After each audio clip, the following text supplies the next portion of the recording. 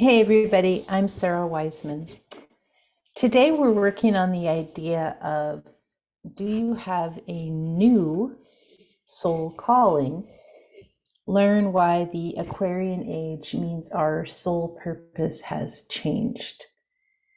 And some of you guys were part of some of the Aquarian Age workshops I've been doing where we're discussing soul calling and this idea that as we have shifted our age, all of the Capricornian structures have been tumbling down. So, banking, politics, patriarchy, old ways of consuming, old ways of um, energy consumption, consumer consumption, everything shifting from um, one thing being in charge and everybody else scurrying to support that. And the idea of people gathering together as a collective or more like collaborators or making things together. So we're sort of coming into this new place. Aquarian Age is all about humanitarian ideals, social justice, human rights, the rights of plants and animals, ecology, technology. So it's almost like the target has shifted. This is why your soul calling is different, because the goal or the target has shifted in the soul collective. Before, we were really all about building up and amassing, each person trying to build and get as much as they could. And now we're like, well, that idea doesn't really work. It's kind of like when you're playing the game of Monopoly. Some of you guys did that as kids. You're playing the board game, and one person, your sibling probably is really good at getting all the properties and lining up everything so that every time you go around the board, like, it doesn't work for you. Like, they have it all under their control, and so they win every time. So it's like someone has gone in and kicked that board game over and said, no, we aren't doing that game anymore. Aquarian Age is about that game is over. That game of one person, one group, several groups, company conglomerations, banking conglomerations, political specific groups controlling the board, that's done. And so we haven't fully seen, we're just in early times of the Aquarian Age. So we haven't fully seen all the things that are going to be tumbling down. What I find so interesting is looking at history and looking at these times when these enormous civilizations suddenly disintegrated. And we don't really know why. Was it disease? Well, we've just had a big disease, and the giant percentage of the population globally. Was it war? We're not immune to that. Was it one great power fighting another great power? We don't know. I mean, some things we do know, but some things we don't. Sometimes it just seemed like the civilizations were just stopped in their tracks, or in some of the civilizations, they got so big, they kind of imploded on themselves. They couldn't sustain this growth toward more in the hands of a few, and it just couldn't hold. And so it disintegrated and went back to something different.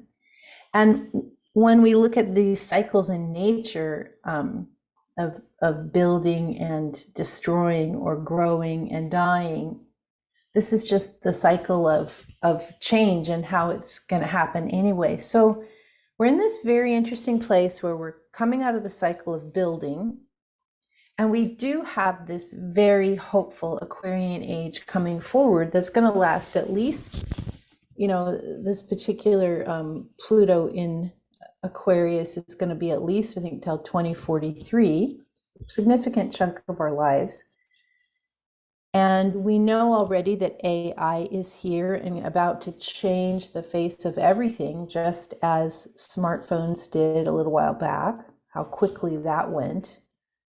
So we know that massive shifting change is happening. We also know climate change is fully in our faces. Like we can't even pretend to deny it. It's just so much happening every single day.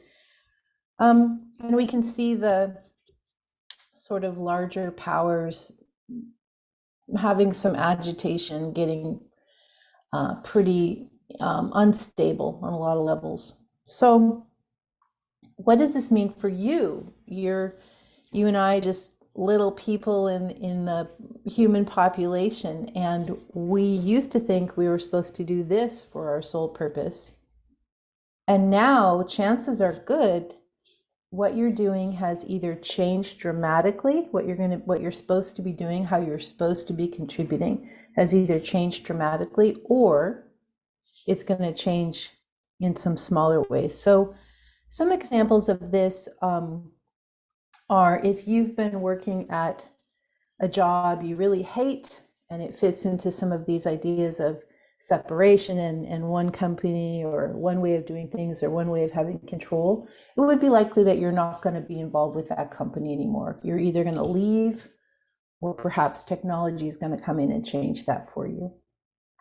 If you're a person who maybe has been really focusing on, building wealth, maybe that's your thing, retiring early, all this stuff, that may be dramatically changing for you. It might just be no longer feeling like that's a good thing for you to just take care of yourself while all the world is suffering around you. If you're an older person, actually, let's go back. If you're a younger person who's been really slotted into these ideas by your parents or by your culture, you're supposed to do this and that, you may just decide that's not what the world needs. What the world really needs is this. That's the piece of the puzzle that I can add. And if you're an older person, and interestingly to me, in the research I was doing about trends in the Aquarian Age and sort of where we are now, I believe it was only 11% of the population is over 60, or maybe it was 61, but there was a very small percentage of the population that even has some age and what we might hope to call wisdom, or at the very least age and experience.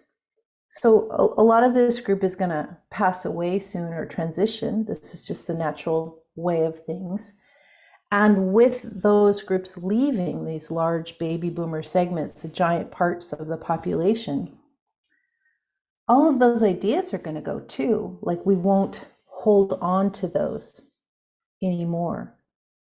And so if you are an older person, it would be wonderful to bring your life experience, your acquired wisdom, what you've released and let go of as ideas, what you know for sure, what's useful to the contribution of humanity as a whole, and find some ways to bring that forward.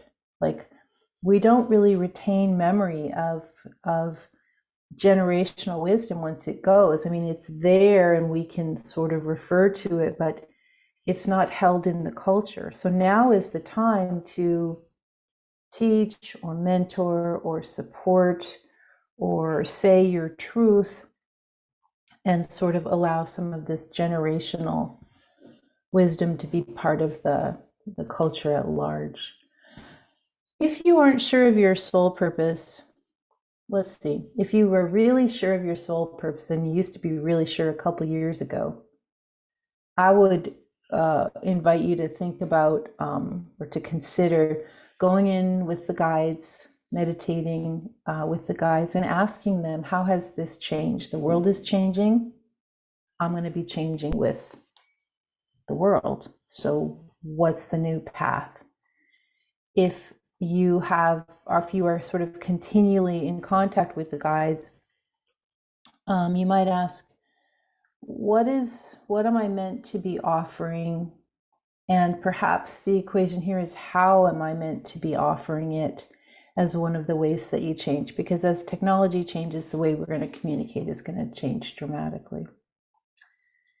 we all have soul purpose. We're all here to contribute. We all have this unique puzzle piece that we can't create the puzzle without.